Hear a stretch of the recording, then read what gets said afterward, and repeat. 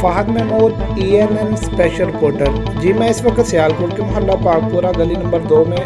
مدرسہ سیدنا بلال رضی اللہ تعالیٰ عنہ میں موجود ہوں، جس میں سینکڑوں کی تعداد میں بچوں کو قرآنی تعلیمات اور درس و تدریس کے علاوہ دنیاوی تعلیم کی صبح و شام تعلیم دی جاتی ہے، جس میں ہر اتوار کو اہل محلہ کے تمام بچوں کے کھانے کا اہتمام کیا جاتا ہے، جس میں ہر 15 دن کے بعد قاری محمد عاشق صاحب تشریف لاتے ہیں اور بچوں کو دینی مصنون دعائیں سکھاتے ہیں، ٹیسٹ لیتے ہیں۔ فرسٹ، سیکنڈ اور تھرڈ آنے والے بچوں کو نقدی انعام اور دینی کتابوں سے نوازا جاتا ہے۔ دنیا کے اس افراتفری کے عالم میں قاری محمد داؤد کی انتھک محنت سے ہر سال سینکڑوں کی تعداد میں بچے دینی تعلیم سے آراستہ ہو رہے ہیں اور ہر سال بعد جامعہ کی طرف سے فارغ التحصیل بچوں کو شیل اور سند سے نوازا جاتا ہے۔